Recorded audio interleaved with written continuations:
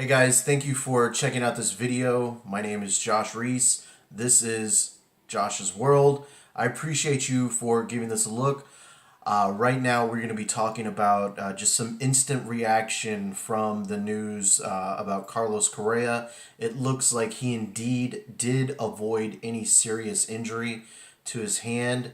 So here is the latest right after the Astros 10-6 win over the Oakland Athletics after a come from behind game where they scored pretty much 10 unanswered runs after going hitless pretty much throughout the whole game.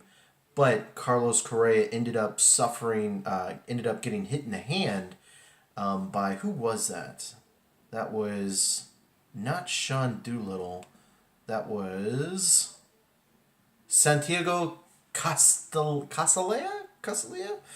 I can't pronounce names. I think if you've come to know me and you know this channel, names are something I suck with. But he was throwing a fastball to Carlos Correa, and it pretty much hit like I don't want to say the palm, but it missed his fingers and all the little digits. Thank Jesus to Carlos Correa, because I could have done some serious damage. He was throwing pretty hard. Not intentionally, of course, but it pretty much hit like the inside, the meat of his hand. After the game, the Astros announced that it was a hand contusion. The X-rays were negative, and after the game, Carlos Correa told via Brian McTaggart of MLB.com. This is direct quotes from Carlos Correa from Brian McTaggart. Good news. Obviously, I thought it was going to be a lot worse.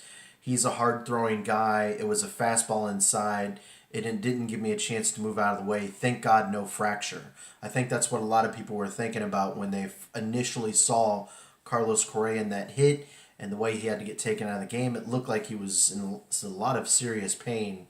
It looked like something fairly serious. But as Carlos Correa mentioned and the Astros mentioned, no fracture, no X-rays. They did not call anybody up after the game, so it does not seem like the Astros expected this to be a very long recovery for Carlos Correa. I don't want to say recovery, but I think you guys understand what I'm talking about. I imagine it's probably just going to be until the swelling goes down and he's able to kind of grip things, because the first couple days it's going to be hard for him to close that fist, I would imagine. But Carlos Correa says, another quote from Brian McTaggart, hopefully it doesn't have to be more than one day when asked how long he might be out. But I would imagine the Houston Astros are going to slow walk this a little bit, pretty much because you want to make sure Carlos Correa is healthy for the long term. You don't want to rush him back too soon. Not that that's, something that can, hurt him down the line, but you want to give him as much time as you need. These games right now are very meaningless towards, compared to what you'll need from Carlos Correa later on down the road. So make sure Carlos Correa is healthy, then he gets back into the game. I know Carlos Correa, says hopefully it's not more than one game, but if he needs 4, 5 to get days or whatever to get right, take that time.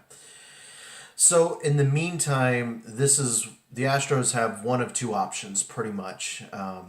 Either whichever option they go with, Marwin Gonzalez is going to be an everyday player until Carlos Correa gets back. I don't think that's a shocker to anybody. But playing shortstop for the Astros, that's going to be the bigger question. I would imagine Alex Bregman shifts over to shortstop and Marwin Gonzalez takes third base. What the Astros did on Saturday night or Saturday afternoon was they shifted Marwin Gonzalez from first base to third base, and they had Alex Bregman play shortstop. So maybe they're more comfortable with Bregman playing short than Gonzalez, who is a natural shortstop, but Bregman seems to be a little more athletic than Gonzalez. So maybe that was the AJ Hinch kind of tipping his hand at what he wants to do. But if it's me, if I'm manager Josh Reese, I think I would rather have Marwin Gonzalez play shortstop and keep Bregman at third, because that is what you want at third base for the long term right now is Alex Bregman. So I'd rather him continue his development.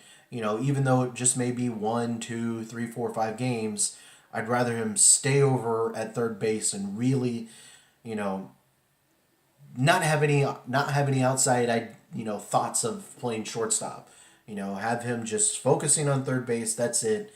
So that's kind of how I see the Astros options filling Correa's defensive position.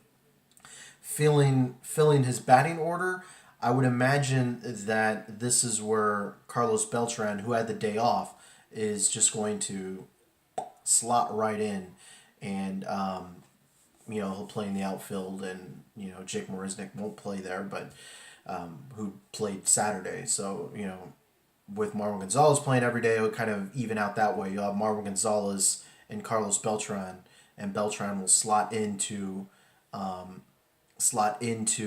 Carlos Correa's slot, and I would imagine, I don't know if Marwin's going to slot into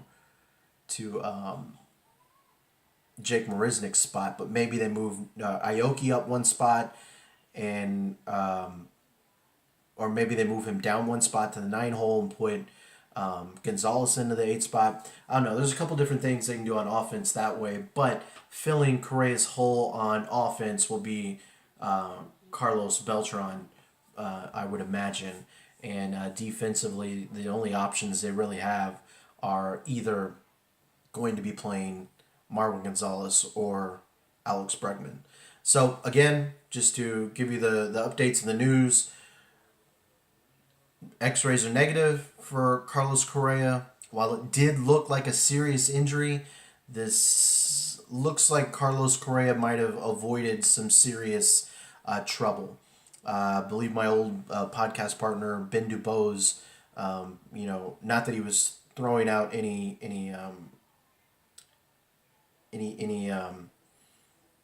how do I say this? Not that he was throwing out any shock or any making people worry out of their mind, but he was drawing the comparison to Carlos Correa when George Springer got hit in the hand a couple years back.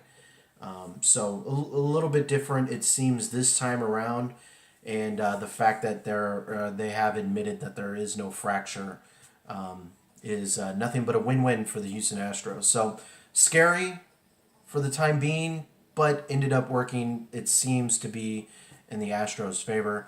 So guys, I'm going to bounce on out of here. I appreciate you for giving this a watch. Once again, you can follow me on Twitter at Mr. Joshua. Feel free to like and subscribe, and I will catch you guys next time. Thank you again for joining us.